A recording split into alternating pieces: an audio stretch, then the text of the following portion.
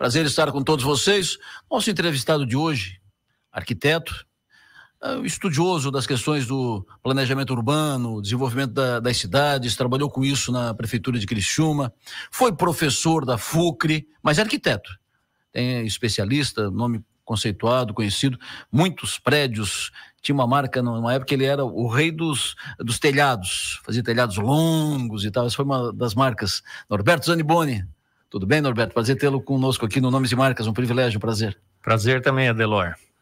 Tive o prazer de ser aluno do Norberto na FUCRE. Bons tempos, bons tempos. Ficasse muito tempo professor, Norberto? Cara, bom tempo, mas eu comecei dando aula 1 ano depois de formado. Eu tinha alunos mais velhos que eu ali. Eu estava estreando na profissão e surgiu a chance de dar traçado de cidades no curso de agrimensura.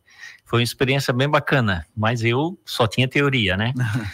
E aí eu gostei era uma atividade complementar, né? Eu, na verdade, era arquiteto, na época sócio do Décio, e ficamos 6 anos juntos, e durante esse tempo eu dei aulas à noite. Quando eu saí da agrimensura, eu fiquei uns anos sem dar aula, e depois voltei para arquitetura. Quando surgiu o curso de arquitetura, eu fiz parte dos primeiros 2 anos. Me envolvi bastante, mas como era uma atividade complementar, a gente vai cansando, e era o 3º expediente do dia, e aí larguei o ensino. Vamos voltar para a arquitetura. Esse chavão aí, essa marca de o arquiteto dos telhados, isso te incomoda, não? Não, houve uma época que isso era praticamente... Tudo tinha telhado, né? Hoje é que não tem mais, nem eu tenho mais, né? Mas houve uma época que o telhado era o elemento mais importante para você trabalhar e dar personalidade para uma residência, principalmente. E os seus telhados eram sempre longos, né? Eram alongados os telhados, né? A gente se dedicava muito à estrutura, né? A estrutura do telhado e a forma do telhado, por ser o elemento mais forte do resultado final da obra, né? E acabava personificando a obra, né? E isso foi a casa onde eu moro hoje, que tem 44 anos, é fruto dessa época, dos anos 80, aliás, do ano 80, a minha casa. E tá lá, telhado resistindo ao tempo, ao cupim. Porque a impressão que se tinha, e aí o lado de cá, o leigo, né? A impressão que se tinha é que os arquitetos, na normalidade, faziam os projetos das casas e o telhado era apenas um complemento. E que o Norberto projetava o telhado e depois o resto. Tudo era focado na forma do telhado. Quando você resolvia a planta, você já tinha em mente aonde queria chegar com relação à volumetria do telhado. Era exatamente isso. Então, o telhado não era uma decorrência da planta. A planta era uma decorrência do telhado. Norberto, tu é cristiumense? Sim, em termos da região carbonífera, filho da Perita, nasci no município de Lauro Miller, Barro Branco, para ser mais preciso, que é um distrito de Lauro Miller, e sempre morei no Carvão. E aí, aos 15 anos, vim para Criciúma. Veio para Criciúma? E só saí para estudar e voltei. Veio para Criciúma e morou sempre na região, na área urbana. O que fazia quando 15 anos, bairro comerciário. E aí fui para São Leopoldo estudar, morei 5 anos lá, voltei profissionalmente Criciúma. Embora tenha sonhado e tentado Florianópolis, que era o meu sonho de consumo, era me instalar em Florianópolis quando formado. E fui para lá, fiquei 3 meses peleando, não consegui um espaço, aí botei o rabinho no meio das pernas e voltei para Criciúma. Mas hoje eu avalio que foi melhor para mim, porque a minha vida profissional em Criciúma foi muito satisfatória, e Florianópolis provavelmente eu não conseguiria o que eu consegui aqui. Maravilha. O teu pai, tua mãe, tinha alguma relação com essa área da arquitetura, engenharia, obras? O meu pai, eu com 15 anos decidi fazer arquitetura. Era um curso que nem tinha em Santa Catarina, ou você ia para Curitiba ou ia para Porto Alegre fazer arquitetura. E com 15 anos eu me enveredei para arquitetura, botei na cabeça e não pensei mais em outra coisa. E em função de que o meu pai trabalhava para mineração, e o meu pai foi topógrafo, que era o agrimensor prático, né, de antigamente, e fazia projetos de caixa, essas caixas de embarque de madeira que o trem passa embaixo, descarrega o carvão, ele fazia projeto daquilo. E desenhava, e normalmente à noite, e com os instrumentos que hoje em dia ninguém mais sabe que existe, aqueles instrumentos de desenho que se usava nessa época. E eu ia para lá brincar de desenhar com ele e fui pegando gosto. E foi daí. E o teu pai seguiu trabalhando com carbonífero? Sim, meu pai se aposentou trabalhando em carbonífero. Mineiro. Ele não era subsolo, ele era do administrativo, né, da mina. Isso. E ele começou como topógrafo e terminou como administrador. Mas ele se aposentou muito cedo, porque no carvão era isso que acontecia, e aí ele veio para o Mercado Progresso, foi sócio dos Martins do Mercado Progresso. Isso em 68. Aí, com isso, a gente veio morar em Criciúma. Foi quando eu tinha 15 anos e vim com ele. Aí ele ficou no comércio, na gráfica, ele tinha uma gráfica, a sociedade deles tinha um mercado e tinha uma gráfica. E aí, os filhos, ninguém seguiu o trabalho do pai, cada um foi estudar e tu chegou a trabalhar com ele no mercado, no comércio? Não? Só nas férias para ajudar um pouquinho, porque era obrigado, não por gosto. E aí fosse estudar em São Leopoldo, São Léo? Fui estudar em São Leopoldo, na metade do curso eu casei, porque eu me apaixonei muito cedo, aos 21 eu casei, com uma menina de 15, que era minha vizinha aqui. Ixi. E para mim ficar em São Leopoldo, eu não aguentaria em São Leopoldo 5 anos namorando, aí resolvemos casar e exatamente. Casou com 21 e a Renise tinha 15. Isso, com 30 eu já tinha os 4 filhos. Com 30 já tinha os 4 filhos. E então a minha história foi, na constituição familiar, foi tudo muito rápido.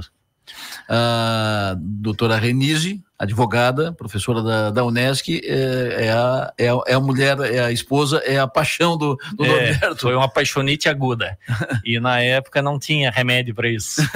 Então, na metade do curso eu casei, ela foi para lá fazer o segundo científico. E aí a gente trabalhava, estudava e longe da família. Eu acho que tem uma vantagem de tu constituir uma nova família, assim, longe de pressão de pais.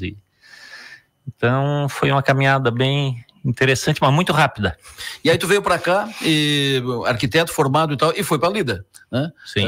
Montou teu escritório, fez uma sociedade com 10 iguais. Durante 6 anos, depois saí para ir trabalhar na prefeitura quando o Zé Augusto assumiu.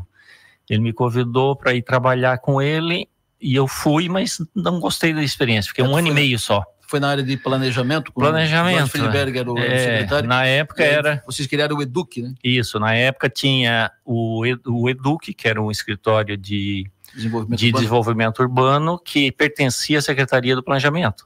O secretário era o Jorge Friedberg. E aí eu fui trabalhar com o Jorge Friedberg na gestão do Zé Augusto. E não gostou por quê? Cara, não gostei porque eu não tinha paciência para o universo político. O universo político precisa muito traquejo, muito jogo de cintura, e eu nunca fui muito flexível para essas coisas. E aí aquilo foi me frustrando. Eu tinha pressa de ver os resultados. Porque a tua função era estabelecer normas para o desenvolvimento urbano da cidade. Na verdade, a gente fazia projetos também para a prefeitura, projeto de obras da prefeitura, né? E desde escola, creche. Na época não tinha tanta obra assim, mas a gente fazia. Então fazia a gestão das análises de projeto, do que precisava ser licenciado, fazia o planejamento urbano, inclusive na época nós trabalhamos no segundo plano diretor, na elaboração do segundo plano diretor, porque o primeiro plano diretor era de 73, daquela gestão, e começou o projeto no Nelson Alexandrino e terminou no Manique. Em 73 foi implantado. Quando nós entramos em 83, já tinha 10 anos, já tinha um monte de coisa defasada no plano. Então, no finalzinho da gestão do Altair, ele iniciou uma reformulação do plano e ficou pela metade, e nós pegamos isso para tocar para frente.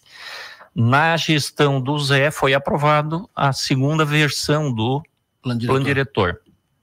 Então a gente tinha esse envolvimento aí no processo de planejamento e Isso, na época isso acabou incomodando mais do que os projetos de escolas e tal.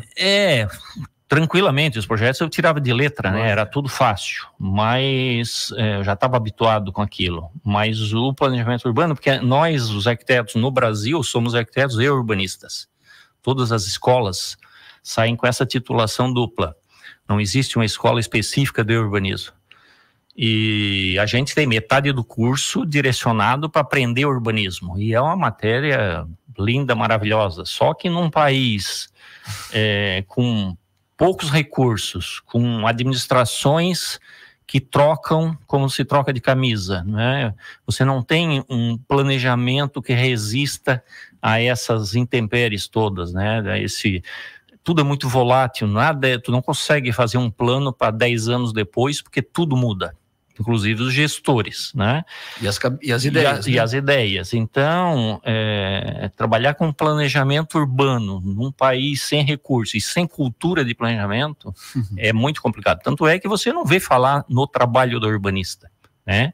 Tirando aí raras exceções que se destacaram no cenário nacional, tipo Jaime Lerner, né? Algumas figuras, Lúcio Costa, que viraram ícones, no mais você não vê falar do trabalho do urbanista. Normalmente é um trabalho multidisciplinar que envolve muita gente e são assuntos muito polêmicos, né? E criar essa cultura, né? Imagina nós hoje pensarmos Criciúma para daqui 20 anos. Como é que nós conseguiríamos chegar lá, né? Em algo planejado?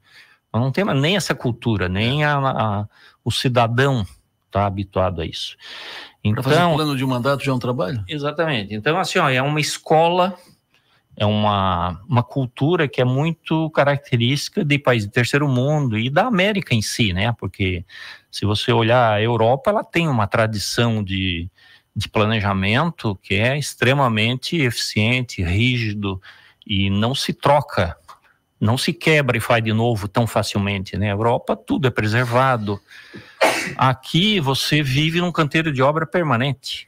Tu imagina discutir hoje o plano diretor já é um trabalho, né? Quem encaminha essa discussão daqui a pouco é acusado de querer atrapalhar o desenvolvimento, frear o desenvolvimento. Tu imagina isso 30, 40 anos atrás. E a luta de interesses, né, territoriais é que domina tudo, né? Se tu olhar a história dos planos diretores de Criciúma, eu te diria que elas são o resultado dos interesses muito mais do que dos planejadores. Os interesses e jogo de poder, né? Sim. Poder, influência, né? Vamos voltar para a arquitetura. Porque na prefeitura, com o Edu, que tu ficou 4 anos, 5 anos? Não, um ano e meio. Um ano e meio, não aguentou o tranco. Encheu o saco e foi embora. Eu pedi o chapéu e pulei fora. Vamos voltar para a arquitetura. E olha que eu tinha um sonho de trabalhar e de conseguir ser eficiente no setor público. Eu tinha o sonho de que o grande trabalho estava no setor público para se fazer, que o resto era varejo, né? Ali você conseguiria um resultado significativo, né? Para justificar uma dedicação profissional e tal. Então eu tinha, digamos, paixão por fazer aquilo ali. Frustrou, não senti que ia chegar a lugar algum e desisti rapidinho. Eu quero falar contigo sobre arquitetura, tendências, o que mudou, o que não mudou, como é hoje, fácil, mais difícil, e quero falar contigo sobre, na linha ainda do planejamento urbano, o crescimento da cidade. Para onde é que tu imagina que essa cidade vai crescer, e como ela vai crescer e o que ela tem que fazer para crescer. Mas a gente vai falar sobre isso depois do intervalo. Norberto Zaniboni, nosso Nomes e Marcas de hoje, volta já. Voltamos com Nomes e Marcas, nosso entrevistado de hoje, o arquiteto Norberto Zaniboni. Norberto, antes nós falamos de Eduque, poder público. Eu quero falar contigo agora de arquitetura. Falamos um pouco dos teus telhados, Agora eu quero falar de arquitetura. O arquiteto da tua época, quando tu te formou lá, início da década de 80, recém-formado, foi pro teu escritório lá, Sociedade Condécio. E o arquiteto hoje, a diferença de ontem e de hoje, tendências, quando hoje pega um projeto para fazer, o que é preponderante e o que era na época? Bem, Adelor, quando eu cheguei em Criciúma, tinham 4 arquitetos. Hoje, quando você sai da faculdade de arquiteto aqui e se instala em Criciúma, você tem, eu não sei o número, mas eu acredito que uns 300, 400, tá? Então, o cenário é totalmente diferente, né? Mas também tem uma diferença, o mercado era muito mais elitista do que é hoje. O cliente do arquiteto, quem procurava um arquiteto para resolver a sua habitação, ou o prédio do seu negócio, o seu espaço de comércio ou de indústria, eram poucos. A maioria fazia, ou com engenheiro, ou, às vezes com desenhista e às vezes com pedreiro, né? Então, o fazejamento prevalecia em relação ao planejamento. Então, a gente tinha um universo de clientes muito menor do que temos hoje. Hoje, o arquiteto está um profissional muito mais acessível, né? E as ferramentas de trabalho também evoluíram, você consegue muito mais rapidez hoje para fazer as coisas, mas tudo está ainda dependente do processo criativo, né? O processo criativo é inerente de cada um, é o seu, digamos, a sua cara, a sua indumentária, né? As suas prioridades, o seu jeito de ser, a sua capacidade de criação é que vai definir. E eu sempre considerei, independente de minha época de início e hoje, o maior desafio do arquiteto é o relacionamento com o cliente. O que é que eu noto hoje? Assim, para mim, cada cliente foi uma experiência diferenciada. Tu não tem como tu aproveitar algo do projeto A para o projeto B, entendeu? Tudo vai nascer de novo a partir de um relacionamento com o cliente. E aí, além do relacionamento do cliente, você tem um espaço físico para ser ocupado que tem as características próprias, tem os potenciais, tem os inconvenientes, tem as possibilidades de futuro, né, do que vai acontecer em volta, tem o cenário urbano. Né? Então, quando você faz o projeto específico para o terreno, você não pode perder o olhar do entorno, né, porque a cidade é uma só, né, a paisagem da rua é o teu prédio é um elemento dentro de um contexto. Então, essa relação com o entorno, essa relação com o cliente que é como se fosse um namoro, ela tem que ser prazerosa, entendeu? Nem todo cliente você vai ter uma afinidade total. Em muitos momentos você vai bater de frente com ele em alguns pontos. Claro que ele vai sempre prevalecer, porque tu está sendo contratado para fazer o que ele imagina, né?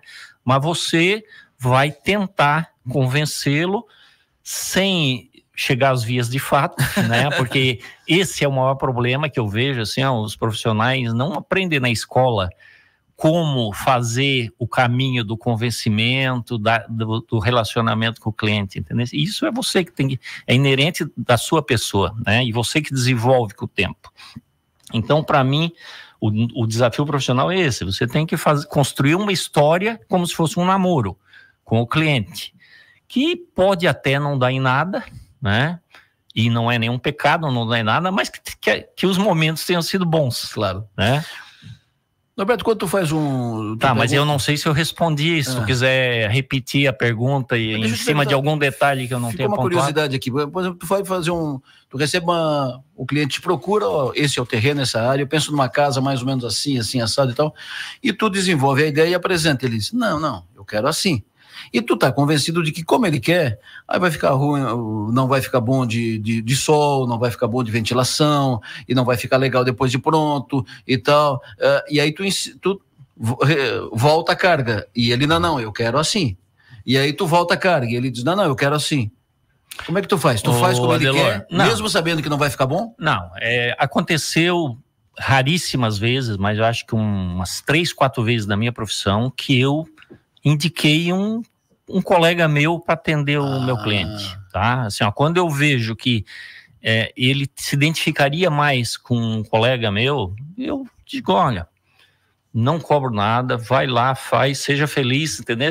Mas não se força a barra. Eu tenho que também estar realizado no final de qualquer trabalho, tá? Então nada é empurrado goela abaixo. Se tu não tiver convencido que o projeto vai ficar legal... Quando a gente atinge um certo conceito no mercado, e aí é a diferença entre o recém-formado e a pessoa que já está há um tempo, o cliente que te procura, já te procura porque tem identidade. Quando você está começando, isso dificilmente acontece porque você não tem a identidade ainda no ar, né, construída. Mas quando você tem, o cliente já vem por uma afinidade, ou porque gostou de alguma coisa, ou porque foi indicado por alguém e tal. Então, já é meio caminho andado, tá? Segundo, você tem que jogar honesto com a pessoa, tentando mostrar os prós e contras do que ele quer e até mesmo das condicionantes do terreno e tudo mais, os prós e contras, ele vai construir junto isso. E outra coisa que eu aprendi com a prática, que eu uso muito, é o seguinte: eu não vou lá na frente para mostrar para o cliente, não. Eu dou 3 passos e eu mostro para o cliente, eu dou mais 3 passos e eu mostro para o cliente.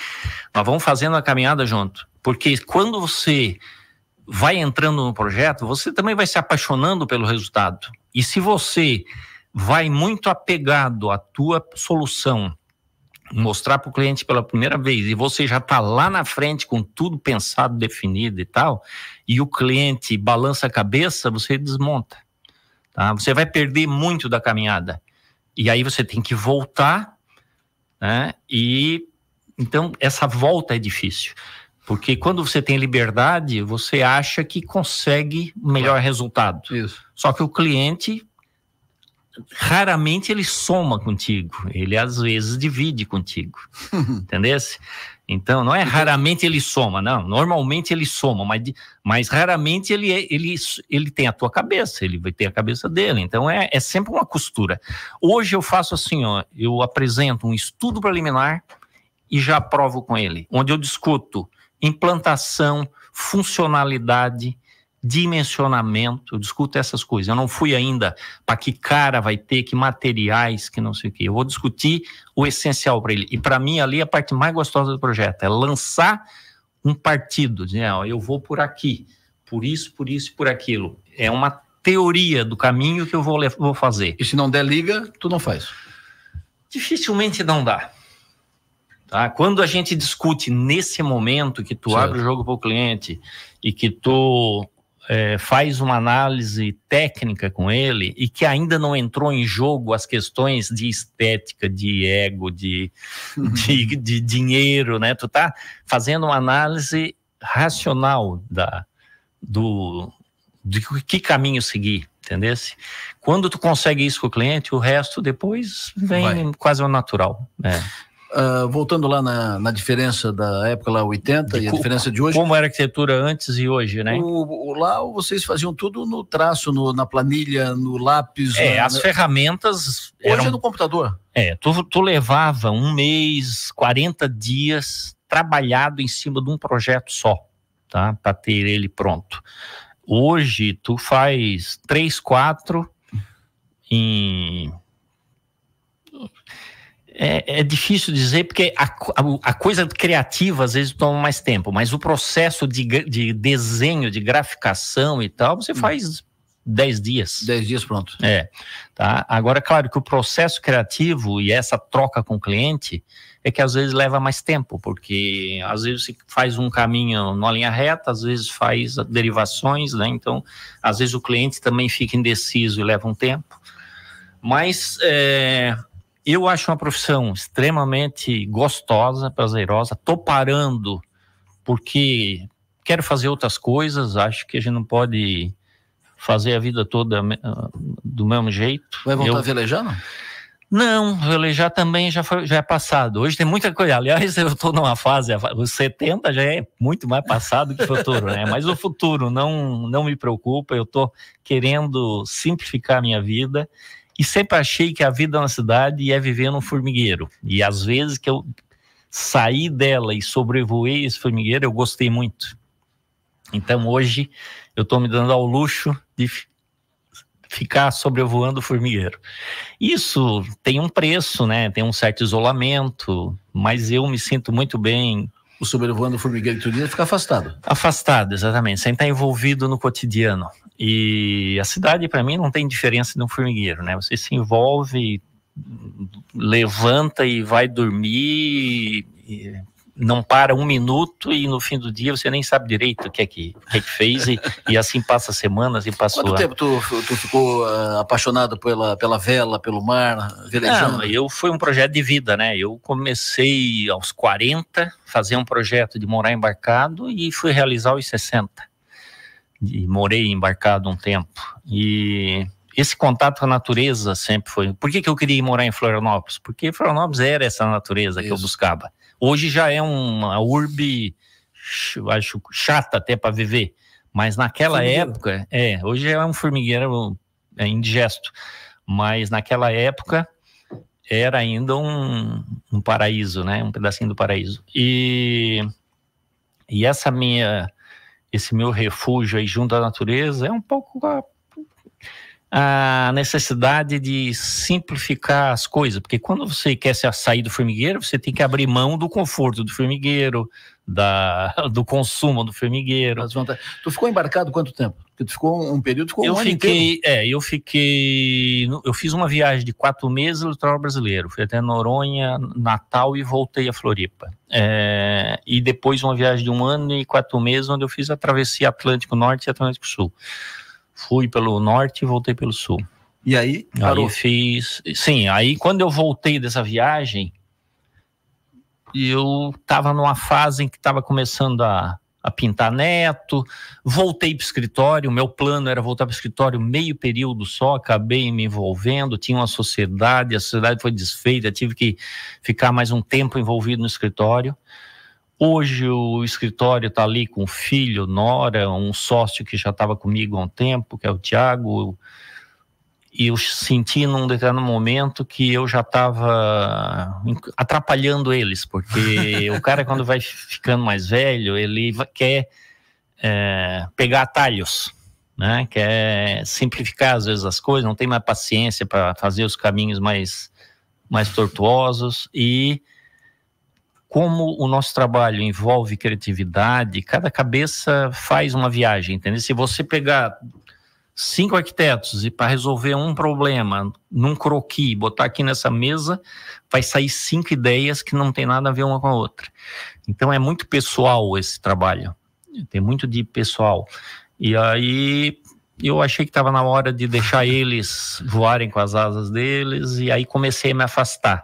A pandemia também propiciou isso, né? Aliás, a pandemia transformou muita gente da minha geração, né? Os hábitos e os projetos de vida da minha geração, porque a gente estava já naquela fase assim de transição, e aí veio a pandemia que te empurrou, né? Para o isolamento. E eu gostei muito desse isolamento. E hoje o que é que eu faço? Eu participo de alguns trabalhos, quase sempre os de empresa. O nosso escritório ali faz muito projeto para a empresa, e isso eu curto muito. Eu acho que a gente consegue bons resultados sem muita dedicação. E esses trabalhos de empresa, projetos de empresa, eu tenho feito, e faço as casinhas da Cigana, que virou um canteiro de obra lá que Cigana, Praia da Cigana, lá na Laguna. O loteamento, o Portal do Farol, ali na entrada do Farol. Eu construí lá, tô morando direto, só vem a Criciúma uma vez por mês, em média por aí. Norberto, para fechar, o arquiteto urbanista, e ele pensa a cidade. É da sua natureza, ele pensa a cidade. Sim. E tu conhece Criciúma, viu a Criciúma crescer, desenvolver, se alastrar, se espalhar. Tu imagina que a cidade, ela hoje está meio trancada na questão da mobilidade. Porque ela tem praticamente as mesmas ruas e as mesmas avenidas que tinha 50 anos atrás, praticamente as mesmas. Poucas alternativas novas. Tivemos o anel viário, que foi a grande alternativa, e o restante é praticamente a mesma coisa. para onde é que cresce essa cidade? O que fazer nessa cidade para desenrolar? Eu tenho um pensamento, Adelor, que Criciúma hoje, pelo espaço de território que nós temos, tá? E pela vizinhança, pelo que está acontecendo nos municípios vizinhos, principalmente aqui em Sara, o nosso crescimento por lado de BR-101, eu acredito que Criciúma deveria se voltar ao papel de centro de uma urbe, tá? De um núcleo de uma célula. A cidade de Criciúma, para mim, deveria se qualificar para continuar aglutinando os serviços, o que é de mais nobre, que tem mais valor agregado, que exige maior qualificação, para se fortalecer como o centro dessa célula. O crescimento hoje é inevitável, que Sara tem espaço, tem território para crescer, para se instalar empresa, que se instale lá. Eu acho que não é esse pensamento pequeno dos gestores de município que acham que o município vizinho é o concorrente, né? Eu acho que isso não está certo. Nós temos alguns desafios para continuar sendo o centro nervoso dessa urbe, tá? Os desafios de qualificar esse centro, de dar condições de funcionar, acessibilidade é importante, quando você falar o trânsito trancado, tá? Isso tudo são motivos para que os serviços, mesmo os serviços que seriam de centro, migrarem para a periferia, por causa do que o centro não funciona. Sim. Então, esse centro funcionar é importante e que saia coisas qualificadas. O papel do gestor público é importantíssimo como maestro desse processo, tá? E esse gestor de Criciúma, ele deveria estar interagindo com os gestores dos municípios vizinhos, né? Fazendo uma região metropolitana. Claro, porque tem muita coisa que é interesse de todos, né? Então, se instalar uma empresa, não precisa estar no nosso município, ela pode estar no município vizinho, só que ela vai agregar valor para nós aqui, as pessoas vão vir consumir no nosso comércio, vão vir contratar os nossos profissionais, entendeu? Então, acho que Criciúma precisaria se posicionar como o cacique dessa região, entendeu? E se qualificar para isso, para não perder esse trono. Foi um prazer te ouvir. Olha como o tempo passa rápido. Sim. Já completamos o tempo. Nomes e marcas dos melhores que já fizemos nesse ano 2000. E se deixar eu falar, cara, nós vamos da noite.